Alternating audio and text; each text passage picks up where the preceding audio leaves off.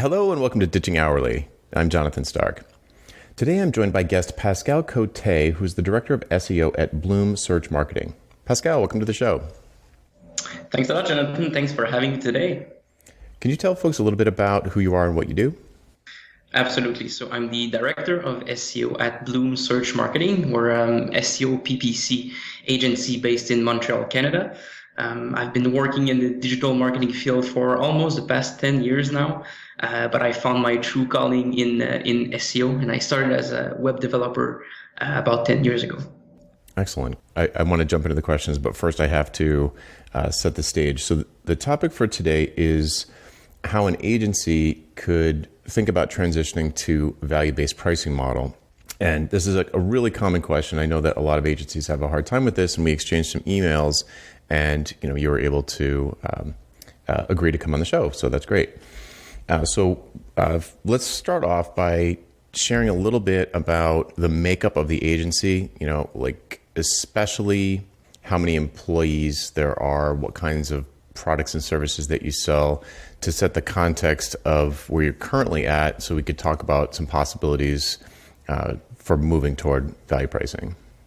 Absolutely. So in terms of agency, we're now a few more than 50 people. So we're 52 officially, technically. And we sell various different digital services such as SEO, so search engine optimization, paid media services on Google, on Facebook, and on other search engines as well.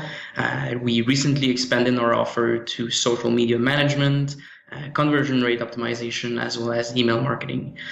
So we have a plethora of services that we can take a client from A to Z, basically on the digital level. Perfect. Okay, great. And how do you currently bill or price those services?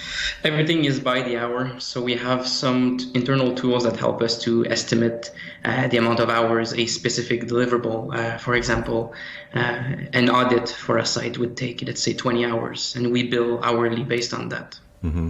And do you use one rate for all different employees and all different services, or do you have different rates all over the place? It often depends on the service used, as well as the importance of the project. So we don't have the same billing for smaller projects versus bigger ones. So it depends quite a lot, but usually we have one fixed rate for standard deliverables. When you say fixed rate, you mean one fixed hourly rate for a particular deliverable? Yes. Okay, so if I wanted you to do social media marketing for me, it would be some number of dollars per hour. And let's say I was doing that, what would be like the team makeup? Would I get just like one person to just do that, or would there also be maybe some sort of account manager, or how does that work? Yeah, you're absolutely right. When you buy a service at Bloom, we always have an account manager that is responsible of managing client communications. You also have access, depending on the services you would buy, you would either get access to an SEO analyst, for example, or a paid media specialist or analyst, depending on the service. And there's always the different team leads and directors that gravitate around the services offered. So we always say that what you pay for, you get access to the team and not necessarily one person. Mm-hmm. So it's not really like a consulting approach, but it's mostly having access to everyone. Okay, and is everybody on the clock, or are some of those people just salaried and not billable? Most people are on the clock. The only people that are not 100% related to billable work are people like myself related to upper management. So more product development or business development are not always tied to billable. Okay, so if I've got this team from Bloom working on social media marketing for me, I'm paying X amount of dollars per hour, no matter who does what, and at the end of, I don't know. Well, you tell me at the end of a week, I get a timesheet and an invoice, and I'm expected to pay that, and then you keep going. Yeah, exactly. The process is usually pretty quick. The first few days are reserved to get a kickoff call with the client, making sure we understand their needs and their business goals. And then usually we work on a monthly basis. So every month there is a specific bank of hours, for example, reserved for social media management, and all the service has been detailed before the actual signature of whatever mandate you sign for. So there's already a description of the different tasks that are included in that bank of hours. What do you mean when you say bank of hours? More specifically for SEO, for bigger clients at least, we always go with a preferred roadmap, and we say actions X, Y, and Z will take an average of, let's say, 40 hours a month to work with, and we depend on the client's goal on that end. So we can have some kind of flexible roadmap with different actions to take every month. Okay, so, but are you billing in arrears, or are they buying that bank of hours in advance? It's always recurring. So there's one contract that mentions like a specific amount of. We always average out the amount of hours. So let's say we work on your site, and your site, according to our estimations, would require 20 hours a month to work on to make sure all the deliverables we targeted were delivered. And then so that bank of hours is expended towards specific deliverables every month. All right, so now I'm getting confused. So if I'm your client, am I paying for deliverables or hours? You technically pay for hours that are spent as deliverables or on deliverables instead of spent. So what happens if you don't? What if your estimate's wrong and it takes longer to do something than you expected? We align straight away. It takes usually less than a week to rearrange the scope with the client. We're really transparent with them as well that we were wrong about the estimates, or the client comes up with different expectations or business goals. And what does that mean for me financially if I'm the client? Am I paying more, or are you eating it? We always suggest, we rarely eat on like our margins and whatnot. We always suggest different roadmaps. So if, let's say, you come back and say, oh, I wanted the social media management, but in fact, I also wanted to work on some local SEO, for example. So what we do, we realign with the client. We say, okay, with the current agreement we have together, we can do both services, but let's say the deliverables will either be delivered a bit later, or will take more time to do, since we have to split our attention on two different services. I got it. Okay. So, I mean, it's basically an ongoing project with a focus. Yes. And maybe they change the focus and you just do what they say, basically. Yeah, exactly. Okay. All right. So I wasn't sure, because when you were saying bank of hours and you were saying deliverables, I started to think, oh, well, it could be that I wasn't sure if you were actually billing for the hours, or if you were estimating the hours, imagining how long it would take, and then giving them like a price. But okay, so it's basically straight hourly. There's no, yes. Okay. Yeah. All right, great. So what, if you think through the systems there's probably, you probably have tons of systems that are baked into the business, baked into the process for tracking hours, for estimating hours, for tracking them, for reporting them to both to management and to the clients, to billing for them. So your invoicing system is probably hourly based on hours.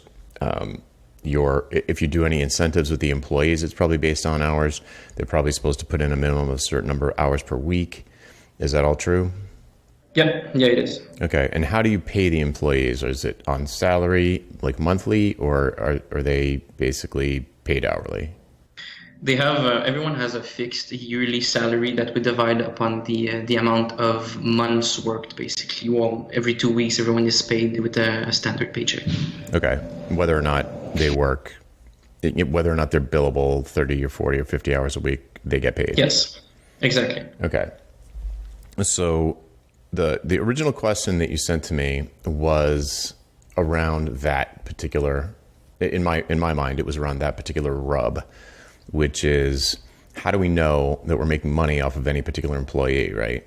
Or any particular project or any particular client? How do we know if it's profitable or not if we're giving a fixed price? Yeah, exactly. It was trying to tie the gap between what we estimate in terms of value-based pricing upfront, and then in the back end, how do we manage internally the switch between the hour and the value-based model? Okay.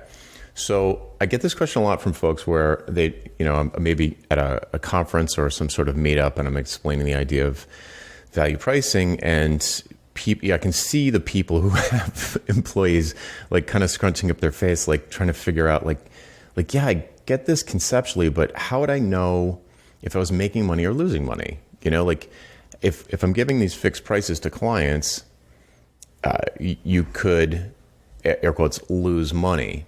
So if let's say client ABC Co they needs you to do social media marketing for them, and they say and you come to an agreement that it'll be $5,000, and then okay, go. So project starts and you're paying your employees every month.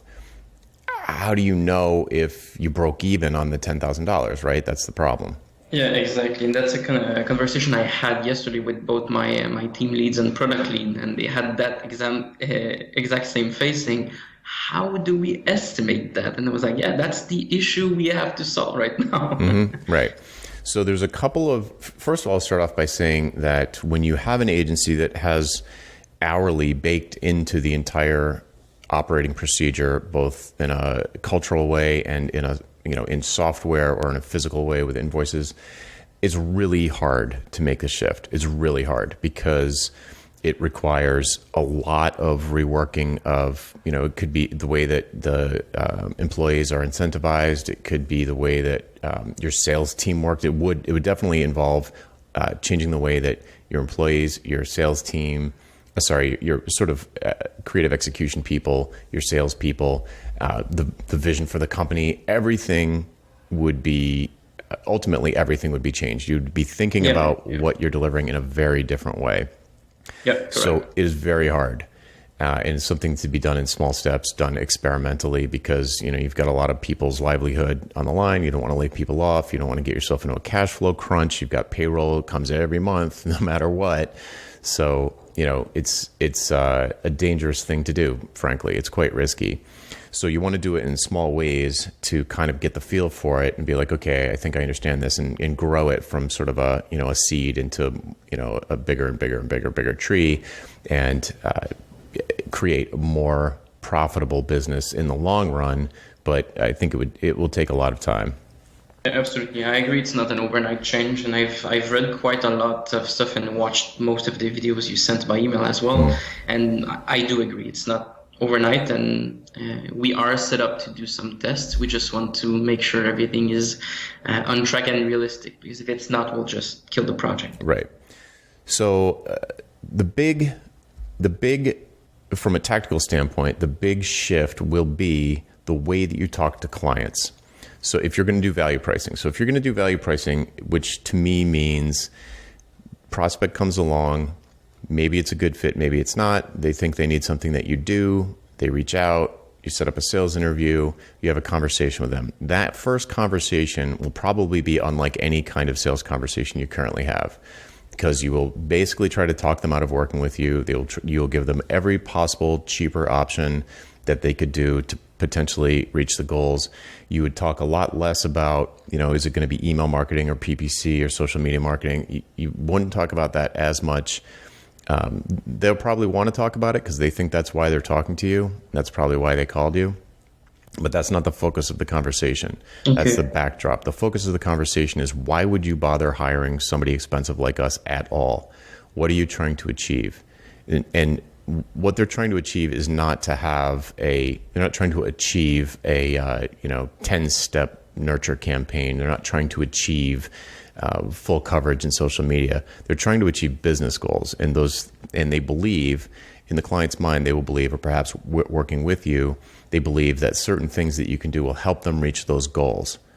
So if if they come to you, all of them probably, well, you tell me, what do your clients actually want? What do you think they actually want at the end of the day? They don't want an ad campaign, right? They want what? No, usually they come to us and like, hey, I want to have more sales on whatever product I'm selling. And that's their premise usually when they come to us. Okay. And then, and they believe that driving more, something like driving more traffic to their website might do that, or increasing their conversion rate might do that. Yeah, absolutely. Or, having a nurture campaign might do that. So, but they don't want any of those things. It's kind of like they say nobody buys a drill because they want a drill. They buy a drill because they want a hole. If you could sell a bag of holes, they'd buy a bag of holes. So it's like they don't want the tool. They don't want the labor. They don't want the time. They don't want it to take a long time. If it could take one day, it would be way better than it taking 6 months.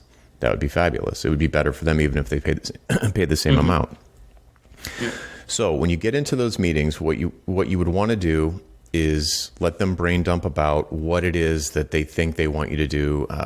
We've been thinking about it. We've been talking about what we need done. And we're pretty sure that if we could just increase if we could just double the amount of traffic that came to our website, we could increase our sales by 25% because we're really confident in our conversion rate. Like once people are on our site, they buy. We just need to get them to the site. So like, okay.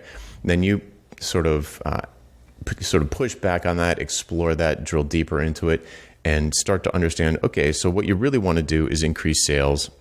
And there's a bunch of things we could do for you to increase sales. Maybe SEO is one of the things, maybe social media, who knows? That's not the point. That's not really, they don't even need to necessarily care about that. You could come to the end of that meeting and say, okay, I'm convinced that this is a good fit. We understand your current situation. We understand where you want to be. You're currently here and you've got all of these digital assets and you've got all these products and services. Your business is in this current state digitally and you want to get it to this new place. And based on this conversation, we're confident that we can help you with that through a mix of services. It doesn't even matter what the mix of services is. But if that, what would a home run look like, Mr. Prospect? And the prospect would say like, oh man, if we even increase sales by 25%, I'd be over the moon. All right. What are sales now? They're $1 million a year. Okay. So if we increase by 25%, then that's, 125, $1,250,000. So it's incremental $250,000. Yeah, that would be amazing. Okay. So, we'll put together 3 packages for you that we believe will help you move that needle. It'll be sort of a small, medium, large options, depending on how much you want to invest in this right now. And we can give you rough timelines for how long we think it might take and what the shared accountabilities would be and so on and so forth. We'll have that to you. We could have that to you by Wednesday. Is that going to work for you? And they'll say, yeah, sure, that'd be great. So then you can go back and say, all right, we've got a budget of up to $250,000. Depending on how confident you are of moving the needle, you could say, all right, gang, let's come up with 3 plans. So we'll start off with a budget for each option. We're going to have 3 options. We can't probably charge more than $250,000 for any option because we don't have control over everything. We could whatever. So it's probably not going to be more than that. But we could let's say we say 3 options at maybe $50,000 and $120,000 and like $200,000. That's a little high, but let's just say for round numbers, do an option at $50,000, an option at $120,000, an option at the 100%, $250,000. Okay, team, what could we do to improve sales for this company for $50,000? And you probably know the business well enough to be like, well, they've got this they're in this current situation. We could do these couple of things. I think that would move the needle. It's probably not going to get them all the way there, but for $50,000, it's definitely going to move the needle, and so on and so forth. So what the process that I'm outlining here is that you talk to the client. They want to probably talk about deliverables and tasks and things for you to do. And you're like, okay, that's great, but let's talk about what we're trying to achieve here. What's the ultimate goal? How can we measure progress while we're approaching that goal? And then coming up with prices that are based on the value to them. And then after all of that, once you've got some prices, think about, okay, what can we do to help move this needle? What can we do at this rate? Maybe it's a mix of things. Maybe it's PPC and social media and marketing and email nurture, or maybe not. It's not even, does the client really care if it's a nurture campaign or a pay-per-click? Probably not. No, rarely. Right. And are they even in a position of expertise to make that decision? Probably not. No, otherwise they won't come to us. Yeah. So they believe that there's something, like they know somehow in a vague way from a high level that they need probably something that you do. But rather than micromanage you and change from month to month, like you said, changing scope, like, let's shift resources to PPC, from PPC over to social media marketing for a little while. And they're just basically, it's like you're the cab driver and they're reaching over from the back seat and grabbing the steering wheel and being like, no, let's go over here. That doesn't make sense. So, yeah. Okay. So now to the specific question about like, how do we know if we're profitable or not? If you're attracting the right kind of clients who stand to benefit greatly from your services, you will never have the question of profitability again, because your margins will be huge compared to what you're used to. So right now you're probably operating if you're even worried about profitability, you're obviously operating at a pretty thin margin at the moment. Otherwise you wouldn't be worried about it. You'd be thinking about investing in the future and doing all sorts of stuff with your money and not worrying about profitability. So, I mean, there's a thing called a profit and loss statement that you can look at and be like, the business is profitable or not profitable. I mean, that's actually not hard to figure out. If you're worried about on an individual service basis or an individual employee basis or an individual customer basis, what your profitability is, to me, that says that the margins are way too thin. And there's probably, and the problem isn't like, how do we change to a value pricing model and not become less profitable? That's what I'm trying to say. How do we switch over to this and hopefully not become less profitable? It's like, no, I mean, if you're doing value pricing, if you're attracting the right kind of clients, when you do value pricing, you'll know you're profitable because you'll be getting, $50,000 for 10 hours of work, or $50,000 for 20 hours of work, or $250,000 for, a few weeks. Yeah, exactly. Yeah. So there's no question. There's no question. Okay. I was talking about to my team regarding that, and I was wondering if it was just because we weren't used to, exactly as you said, bill quite a high amount in our opinion regarding or compared to the actions we will do. But we are able to identify what we call quick wins, so low effort, high impact actions that could help clients. So I think it's just, as you said, question of mindset and being sure everything is good on our end. And I think we'll have to dissociate what we think is, well, if you have 50 grand, you're obligated to work as many hours for 50 grand as you used to. Yep. Just stick to what works. Yes. And now here's another thing to worry about in a situation where you have a lot of employees. It's no longer good enough for them to put in billable time. They need to actually deliver results. And I don't, Absolutely. That's a big shift. Like I would be surprised if 100% of the employees were happy with that change, because now all of a sudden they can't just say, hey, I put in my time, I billed my hours, you owe me.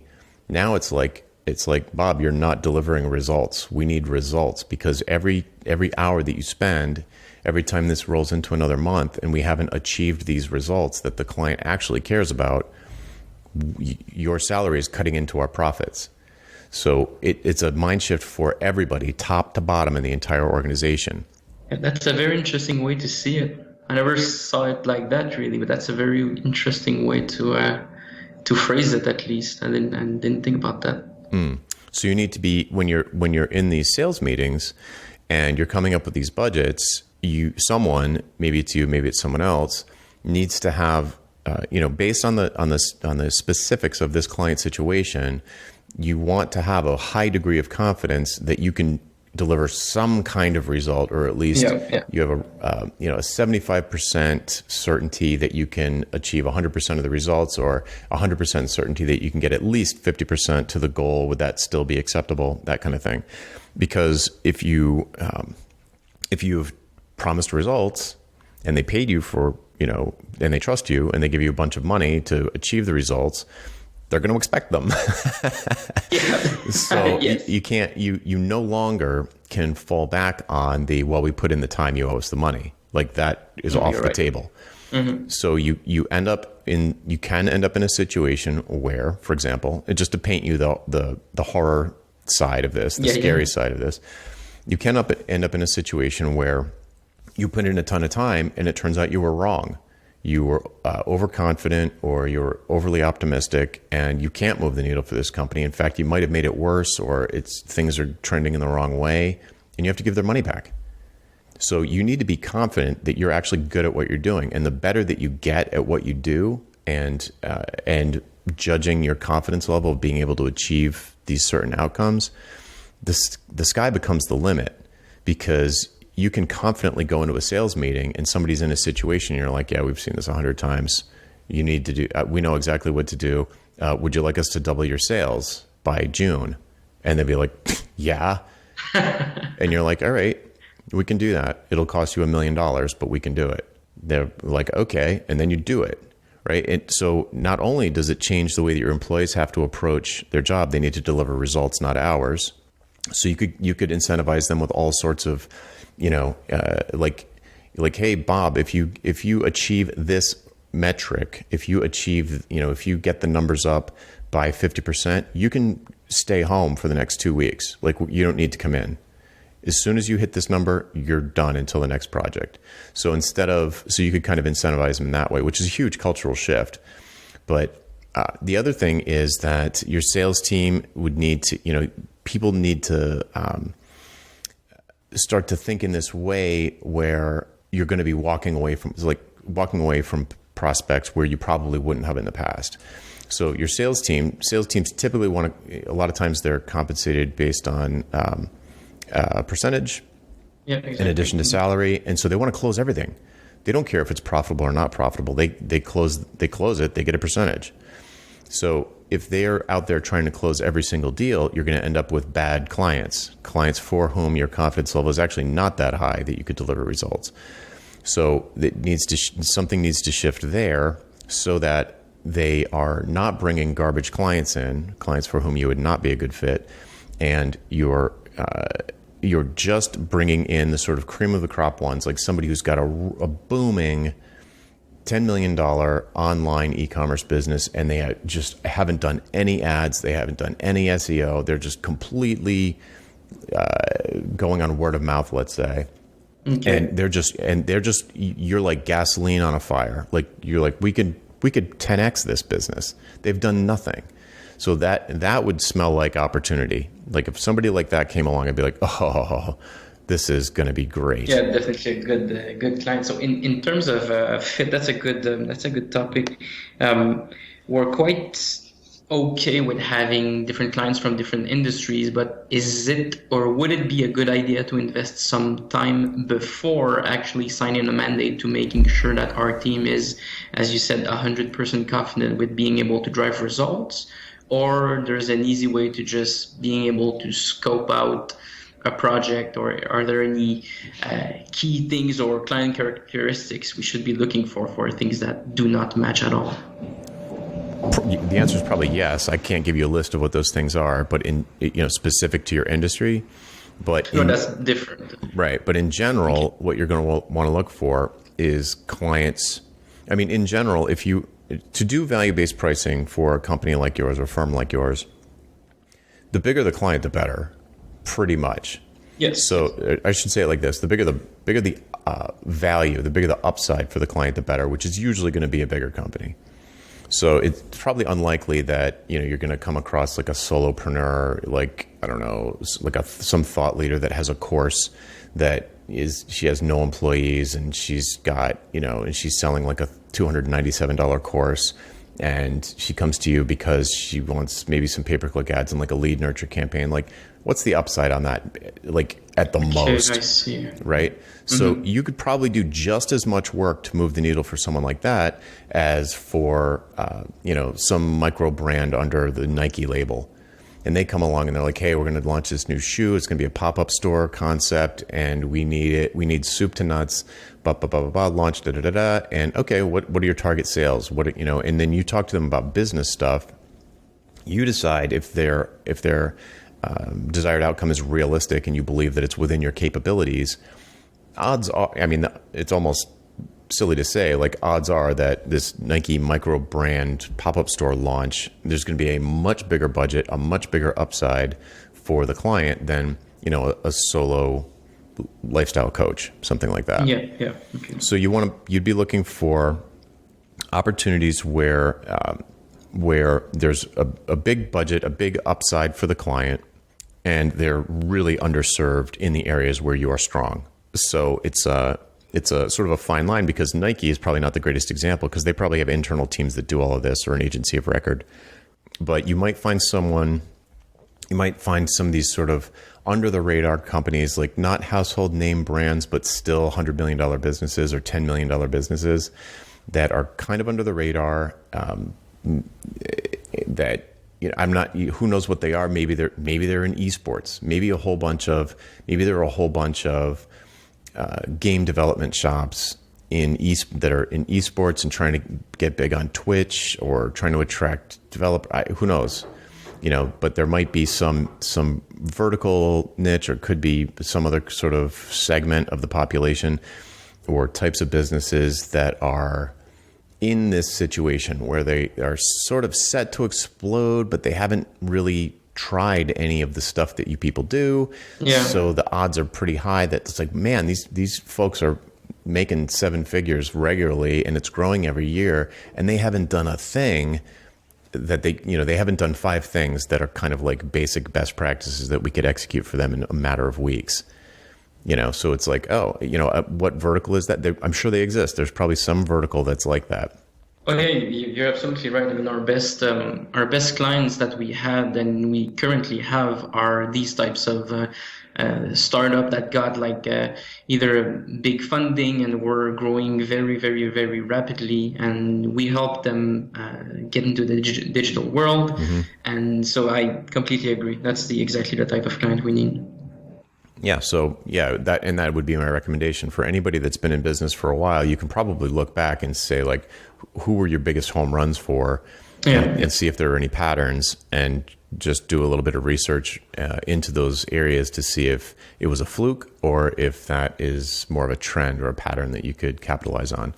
And it doesn't mean focusing your entire business and your entire website on just targeting, you know, Series A startups or one particular thing. Your website could still be sort of, you know, we help businesses grow, kind of general, you know, this sort of general stuff that you see on a lot of websites.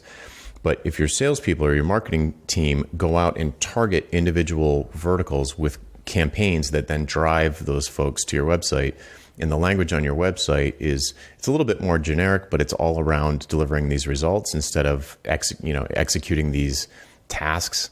So I didn't look at your website, but if it's all about we can do these things for you, and we can do those things for you, and our process is going to be like this, that's okay, but it's not super compelling compared to a website that says, you know, we quadrupled sales for the sneaker brand in 6 months with like a whatever, under $3 acquisition cost. Like, boom, that's a lot more interesting than we can set up an email campaign for you.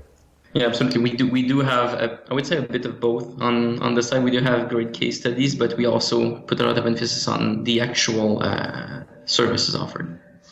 Great. So another thing you can do, not to shift gears too much, but we've only been talking about value-based pricing, like big projects so far. For a company like you that's got a lot of experience, has a lot of specialization internally, you could probably set up a bunch of different productized services that are extremely fixed scope, that you can deliver reliably over and over and over again without, and just optimize them and do them more quickly over time at higher quality, even though you're doing them more quickly with less effort, and package those up like a product, even though it's going to be delivered kind of as a service, like manually as a service. Yeah. So things like you could do things like a 360-degree marketing audit or digital marketing audit, and that takes, maybe it's a half day. I don't know. Maybe it takes a half day. Maybe it takes a few hours across a week, and you could just publish that on your website as a product at a price, just like you normally would. Maybe it's got some kind of guarantee, money back guarantee, or satisfaction guarantee, or professionalism guarantee. Some sort of, just like a lamp in Target. You just go in and you buy the lamp. If you don't like the lamp, you bring it back. So these would be short-term things that you're highly confident that the scope is not going to creep. You can control it. It's very limited in some way. You set a price for it that's very profitable to you, and it will automatically attract clients that recognize that this is what they need. Like, I know I need a lamp, so I go buy a lamp. I like this one. I'm going to buy it. So if it's like, I mean, maybe there's something off the top of your head that you could chime in with, but some sort of marketing audit or I don't know. You tell me. Yeah, I mean, we're currently developing a similar strategy for very small businesses, more like not an automated services, but more like a kickstart package, saying that if you are a small business, you technically to be visible online, you need XYZ properties set up, and we take care of this. And it takes us not a lot of time, but they feel that they are accompanied toward the whole process, and we help them just launch or get a bit more visible on the web. Mm-hmm. Yeah, perfect example. And that actually sounds that I think you could probably find ones that are even smaller if you want to. So it sounds, you've got a fair, 50 plus people with all sorts of individual specialties. And even inside of each of those categories of people that you have with their specialties, there are probably certain people who are really good at particular things, or they have a particular interest, like they just love setting up email marketing campaigns or something. So I could imagine setting up a range of productized services that are published at a particular price, which make them very easy to sell. Like the beauty of a productized service is they're really easy to sell. If you're attracting people to your site and you're having conversations with people and you're talking to, and you've got these salespeople who want to close every deal instead of to kind of push away the bad client, like the bad fit clients and just get the cream of the crop clients. What you can do is they can still pull all these people in, good, bad, and ugly clients, potential clients. And when you talk to them, be like, I don't think this is a great fit for a full-blown project, but maybe you need our packaged service that's, $9,000. And, it kind of talk them out of this big custom engagement that they think they need. And you kind of be like the doctor where somebody comes in and says, Doc, I need a triple bypass. And it's like, no, I don't think you really need a triple bypass. I think what you really need to do is stop eating tacos after midnight and this heartburn will go away. It's not actually a heart problem.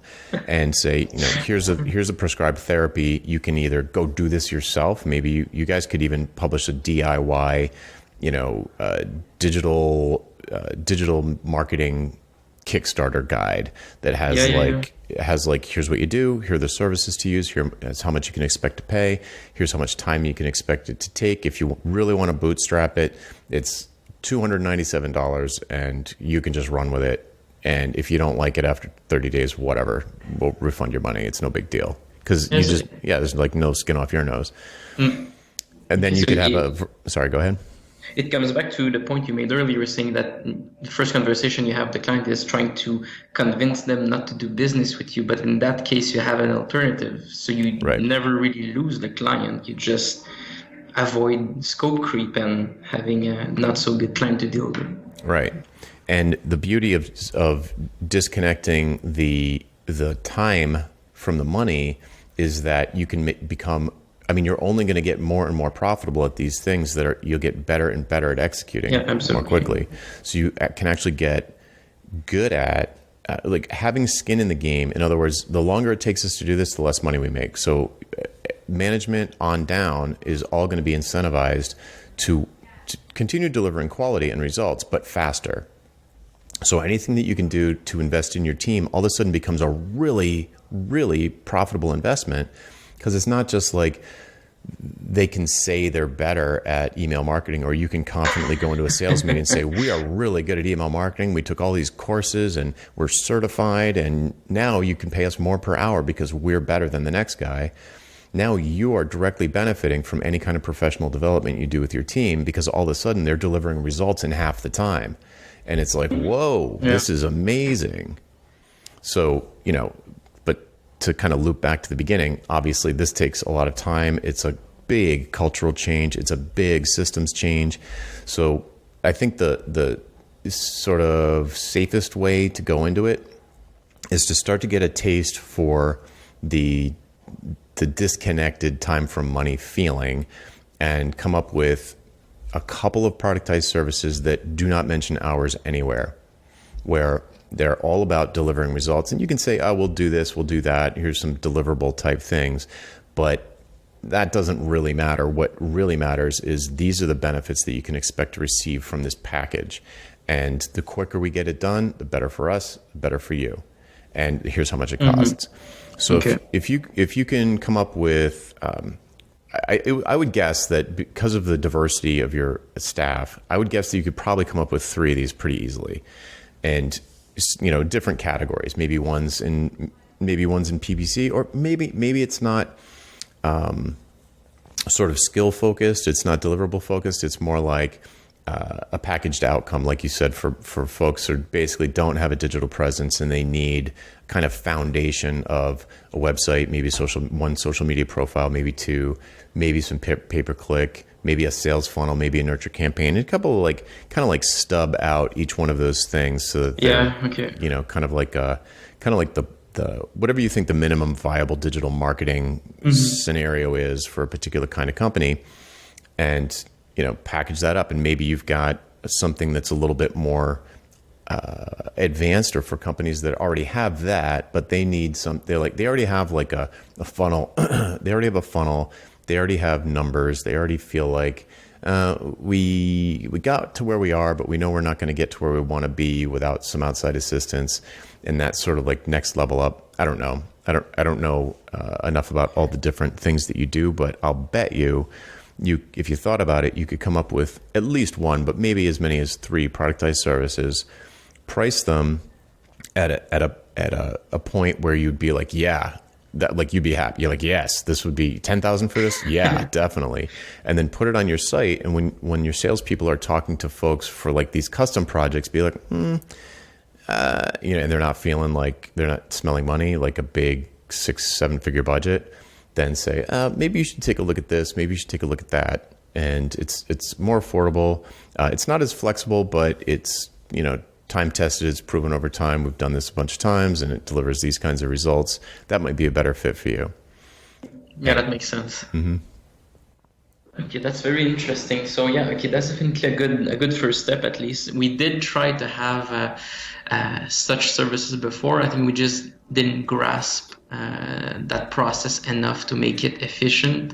But as I said, we're currently developing a new offer, so that could be our first step. And then it's on my end to make sure that the mindset is oriented towards value and not only billable hours all the time. So that's a good catch. Right. So it's tricky to get the entire company. It's a lot of people to shift the culture to a results-based instead of a time-based sort of incentive.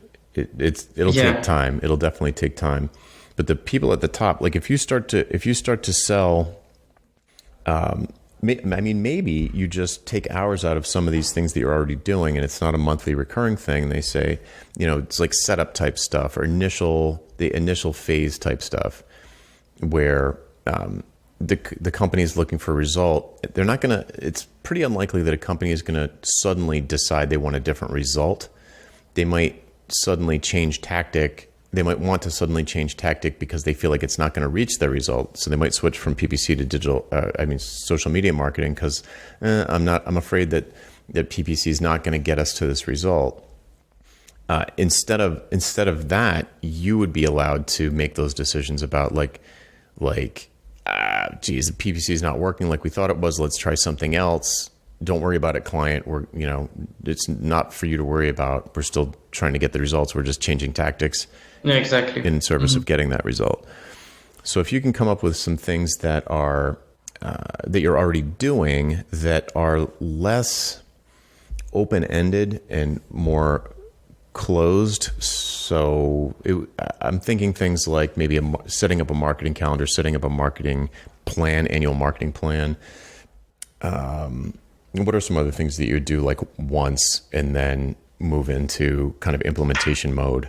Yes, site audits are often, if not 100% of the time, the first step to any type of SEO mandate. Same thing for PPC. We always audit the accounts, making sure we know exactly what we're going into and what will be our next steps. So there's definitely ways to, if not automate that, make it much more efficient and offered as a one-shot product type of deal. Yeah, exactly. Okay, so that's a perfect example. So you could say, and the outcome of the site audit would be recommendations for achieving more traffic or or more better conversions. It could be all of these things. So for whatever, $3,000 or for whatever you want to, whatever would be profitable for you, like you'd be happy, or whatever price you'd be happy with, you could say, oh, for $3,000, $5,000, $9,000, we'll do a site audit, which involves these things, which will look like, sound like work. Like, okay, here are the things that we would do, so that they get a sense of what's going on. But what really matters is, once we're done, then we'll have a series of recommendations for near-term, mid-term, and long-term things that you should do to correct, or that should be done to correct the situation, get you to, so here's our diagnosis and prescription, our recommendations. You can do them. You can take them to some agency, and we're happy to put you in touch with some cheap pair of hands that will execute this stuff for you. Or we could give you a proposal for us to implement this for you, at which point you won't even need to have a sales conversation with them, because you'll already, from the audit and from the discussions before the audit, you'll probably already know what they're trying to do. Yeah, exactly. So you could immediately give them like three options in a custom proposal for implementing sort of different, at different levels of whatever the recommendation plan is. So maybe, we could do the short-term stuff for, again, 50,000. We could do the medium-term stuff for 120. We can do the long-term, the whole soup to nuts thing, turnkey solution for $250,000 if you want us to just take the ball and run with it. And they can be like, okay, and the whole time you're like, look, we're not going to be the cheapest. If you want to do this piecemeal with a bunch of other little agencies, you'll save a lot of money, but it's probably going to take longer. It might not be as effective. Yeah. But go for it. Yeah. So that's a classic example. That's a good one. That's a good. It's the more I talk about it, the more I realize it's a much more a mindset thing than I thought it was. I was looking for numbers of examples, but it's really the way we do things, and the way we think about these things as well. So it's interesting to discuss about. Cool. Hopefully it was helpful. It was a lot, and thanks a lot to take the time today to talk about that. I really appreciate it. Yeah, no problem. Where could people go if they're curious about checking out your website? They can visit makeitbloom.com, or they can search for me on LinkedIn. My name is Pascal Côté again. And we're on Twitter, Instagram as well, at makeitbloom on both social media. All right. Well, that's it for this time around. I'm Jonathan Stark, and we hope you join us again next time for Ditching Hourly. Bye. Would you like to learn how to get paid what you're worth? How about selling your expertise and not your labor? We work through all of this together in the pricing seminar. Pre-registration starts soon, and you can sign up to be among the first to know when early bird pricing is announced at thepricingseminar.com. That URL again is thepricingseminar.com. Hope to see you there.